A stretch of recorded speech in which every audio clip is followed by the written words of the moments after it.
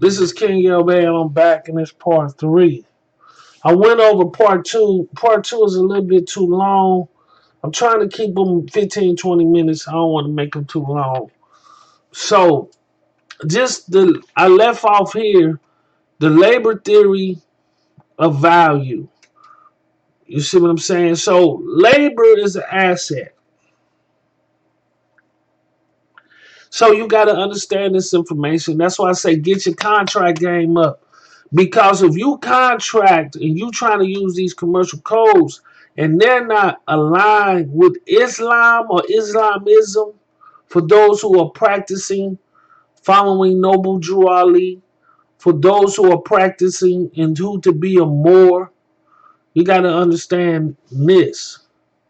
Then let's go over here to the Treaty of Peace and Friendship.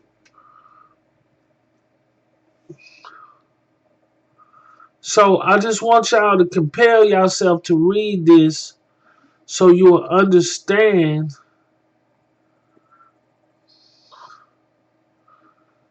So it says, so you got to remember these Moors that was under this treaty were Muslims. It says a member of a northwestern African Muslim people of mixed Berber and Arab descent. It says more, they was Muslim. You can't extract, when we talk about this treaty, you can't extract, you can't just say, oh, these people was just Moors. No, they were Muslim Moors. They were Muslim. You can't take this away. These people who made these treaties, they incorporated Islam into this treaty. You can't get around it. These people was Muslims. And when you talking about your religious rights, your religion fall into everything accordingly. The way you raise your children, the way the woman you marry, how you do business, how your views on life, your views on war, all your political views, all that stuff deal in religion. Everything, if you have a certain precept of religion, you move and act accordingly based upon how you really accept that religion into your life. You move according to that particular faith. These people are Muslims. Let me highlight this again for y'all. It says a member of a northwestern African Muslim people of mixed Berber and Arab descent. We already know this full of crap, but the thing that I want you to look at is that these people were what? Muslims.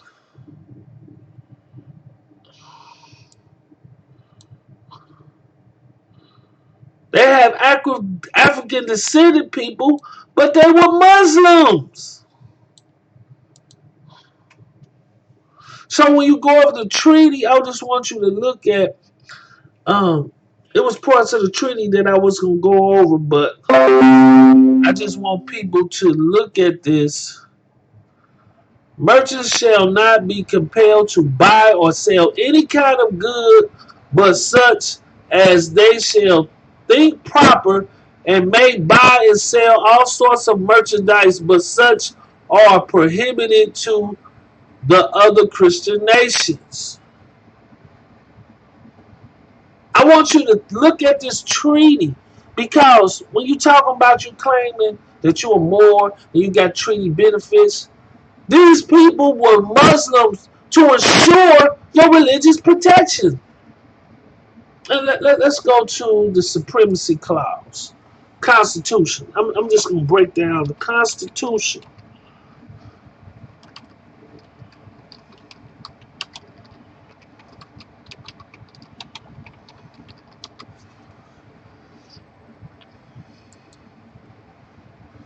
Supremacy Clause of the Constitution, United States, Article 4, Section 2.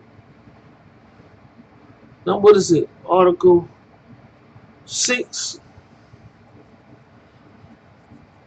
Clause 2, establishing that the Constitution and federal laws made pursuant to it and treaties made under its authority constitute the supreme law of the land.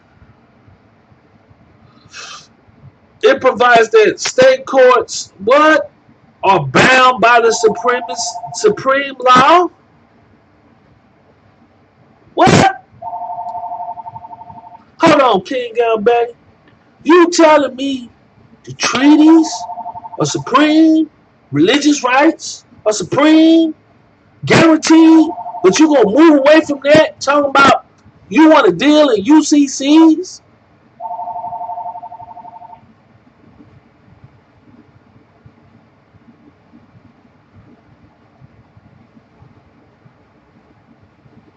Now I know that the UCCs have some things, elements in it dealing with treaty benefits. But this is the thing that you got to understand. You got to know how to contract. Especially if you're gonna deal in anything. Let's go to the I went to the UCCs and started. I broke that down in my first video. Now let me talk about the ministry so y'all can understand how they try to brainwash you. This is the ministry clergy tax. Properly handling ministers' paychecks. How to handle a clergy tax and compensation is always a big concern for churches. Some churches do not even know that clergy, ministers, pastors' compensation and payroll taxes are handled differently. Payroll taxes handled differently differently than any other profession in the United States. Say that again. Pastors and ministers and pastors' compensation payroll taxes are handled differently than any other profession in the United States.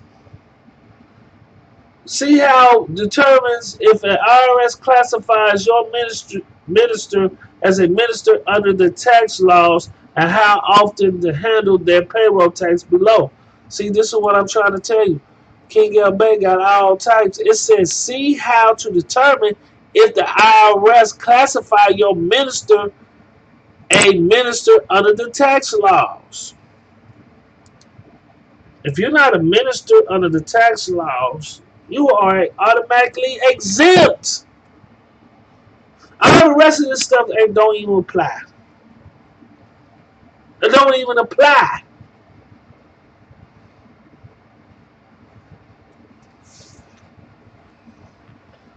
So once you understand your certain things, you automatically exempt. Boom.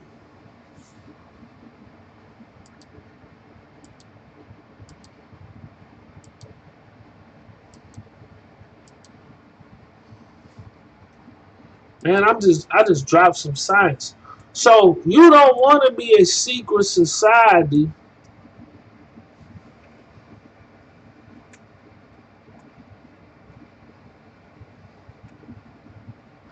A religious and benevolent organization described as a secret benevolent association or society incorporated in this state may accept and receive any donation and volunteer contribution.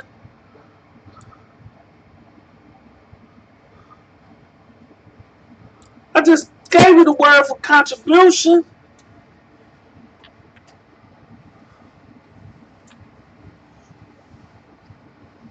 That's an offering. Let me see, can offerings be taxed? Let's look it up. Can offerings be taxed?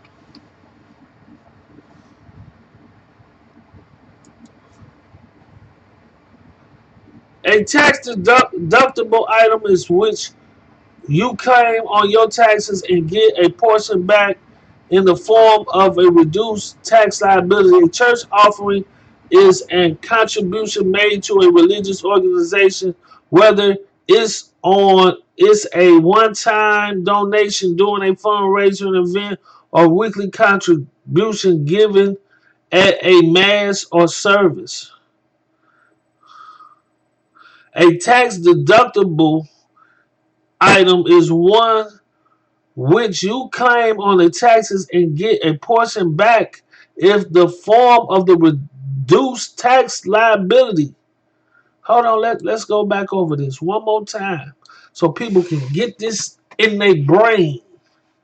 A tax deductible item is one which you claim on your taxes and get a portion back in the form of a tax liability. A church offering is any contribution made to a religious organization, whether it's a one-time donation during a fundraising event or weekly contribution given at a mass or service.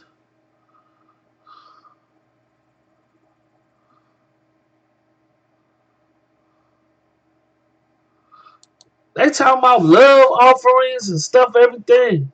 It says a love offering, a tax deductible for a donor. I realize offering needs to including a pastor's taxable income. However, should an individual receive tax deductible credit for their gift if the church board authorized the collection? Also, what if an individual gives a love gift to a pastor on their own during the years by making the check payable to the church?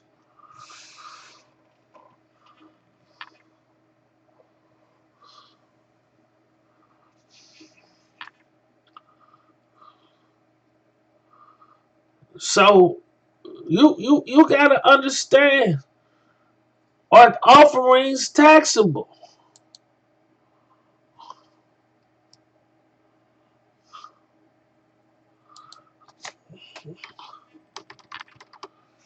Can offerings be taxed?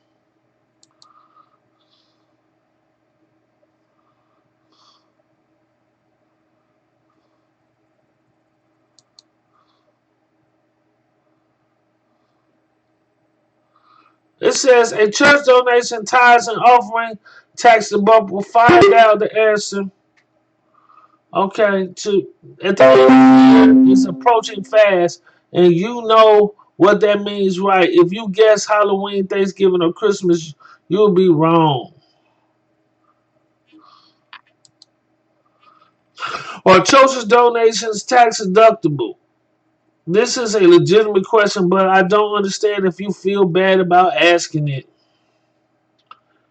Three 390 billion was donated to charitable organizations. Behind these donations are countless individuals, including yourself. So, are these tithes and offering you donate to a church tax deductible? The answer to this question is probably. Let me show you what I mean. It's probably the qualification of a church. To know the church tithes are deductible, you have to know if the church is a recognized organization by the IRS. If it's not, then your church donations can be deducted from your taxes.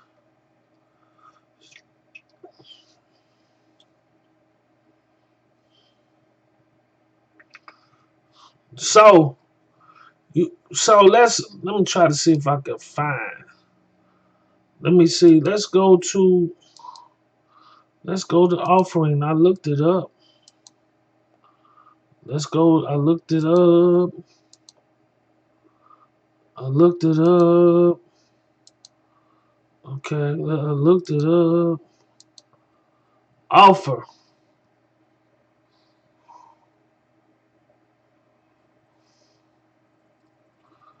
It says the act or the instance of presenting something for acceptance. A promise to do or refrain from doing something specified thing in the future. Conditions on an act. Forbearance, a return promise being given in exchange for the promise or its performance. You understand that? exchange for a promise or performance. So you can exchange one promise for another promise. A display of willingness to enter into a contract on specified terms made in a way that will lead a reasonable person to understand and acceptance, having been sought, will result in a binding contract. So, let me explain this again.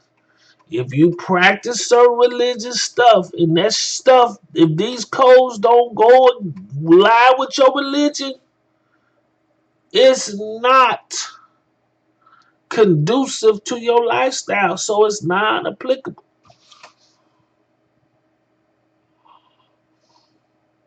It's all about you being classified, correcting the record, making sure that you fall under a certain class.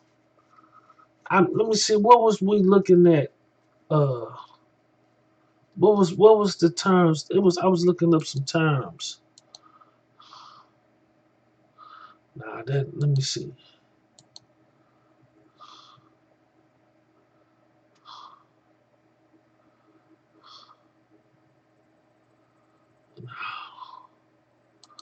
What was that?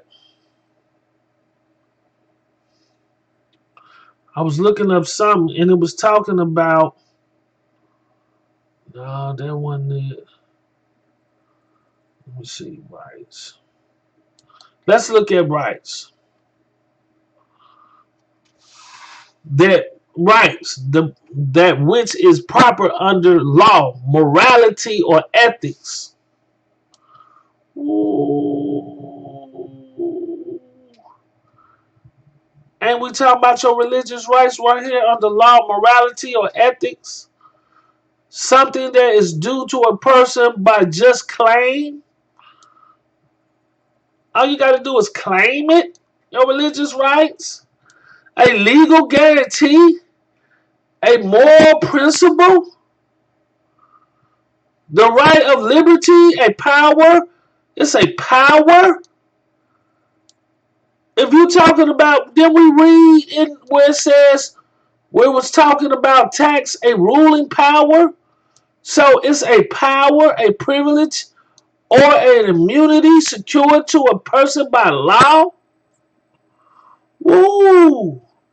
The right to dispose of one's estate, a legally enforced claim that another will do or will not do a given act, a recognized and protected interest in violation of which is a wrong, a breach of duty that infringes upon one's right, the interest claim of ownership that one has in a tangible and intangible property. I'm just trying to get you to understand the privilege or corporation shareholders to purchase newly issued securities in the amount. So you got to understand when you dealing with when you understand your religious rights, you got to know how to move. You got to stay under those protections, under that covenant. These are guaranteed rights. Now let's read this. Right is a correlation to duty. Where there is no duty, there can be no right. And don't you got, if you the word, listen, let's say this. If you obeying the word of Allah, don't you got a duty? If you accept Islam, don't you have a duty?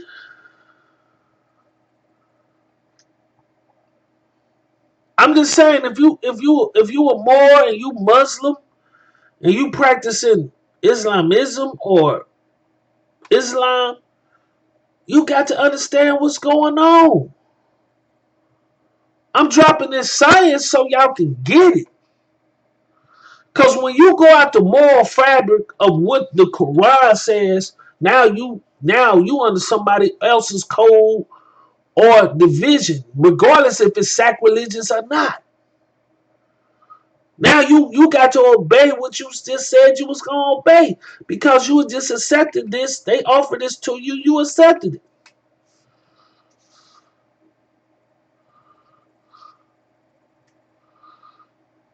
It says there may be duties without rights. Hold on, man. Right is in a correlation to duty. Where there is no duty, there can be no right. But the converse is not necessarily true. There may be duties without rights. Ooh.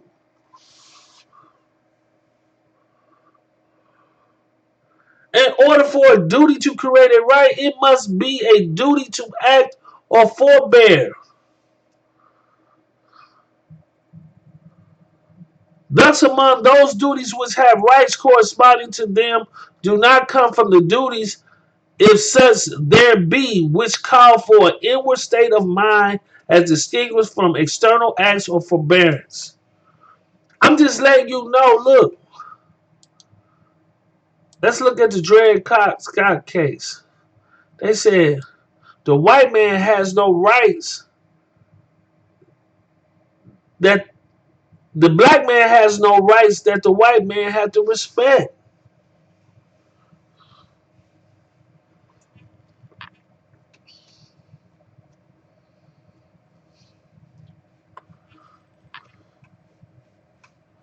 Do you understand that?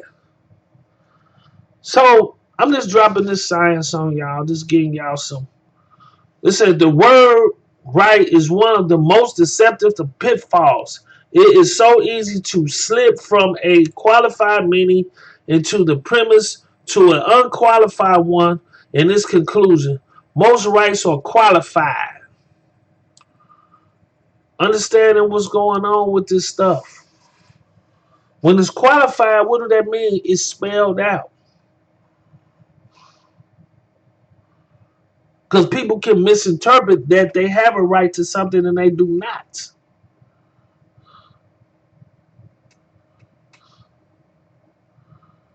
Let's go back here. Let me show y'all once again.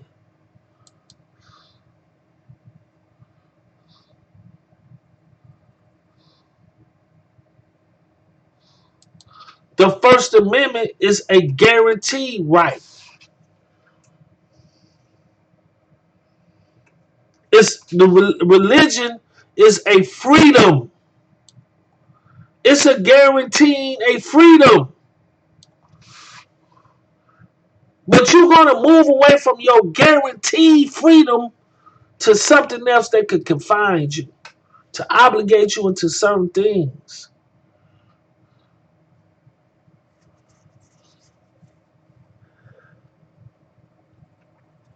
And if you don't know how to get your contract game up, and you start moving away from the Quran or the Circle 7 Quran, you might be paddling upstream.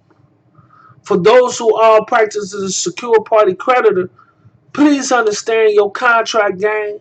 Because if you ain't got your contract game together, it doesn't even matter.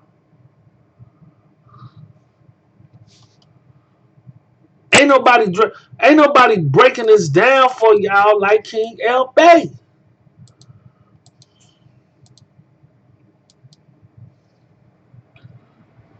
I'm gonna do so many videos and then I'm gonna wrap it up because those who want to be down with ghosts in the system, understanding what we're doing on this side of the fence. I'm not knocking nobody for what they do and how they do it because most of y'all just looking for relief, and I get it. But we're gonna go to the supremacy cause. If treaties or supremacy is if treaty is the supreme law of the land,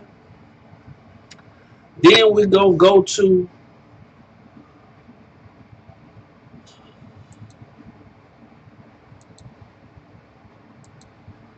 that the First Amendment and all the other protections under those amendments are secured.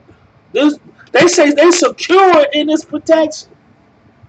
So you're already a secure party. So why are you, when you talk about a secure party creditor, a secure party is one when rights get transferred, they don't lose the validity of those rights. For example, we'll give you an example. Let's say I got a car. Okay. I give the car on consignment to Tony. Tony sell the car to you. You don't have no duty to pay me. Tony do. So I can't sue you because the rights didn't transfer over when Tony sold you the car for you to pay me. So if Tony don't pay me, I don't get my money from you. And you ain't obligated to pay me. You understand? Security, interest, and property, meaning wherever that property go, your rights follow that property. Period. And to be a creditor, you got to understand that you provide something, someone, a person, place, or thing with something that is benefiting that particular thing or some person or corporation.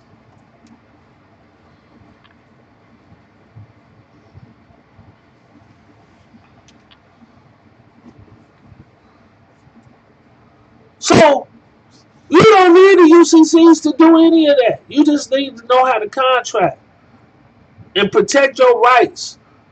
And if you've been following King Bay, I show you how to do that. I break it all the way down for you to show that you can secure those rights so when those rights, so nobody can strip you of those rights. And when them rights get transferred, everybody else got to follow in line with them rights. This is King Bay. I'm out. I'm dropping this series on y'all. This is another video of Ghosts in the System. This is episode 3. And this is series 3 of the 11th, 12th episode. So continue to follow me and let me just keep dropping you this science. Peace.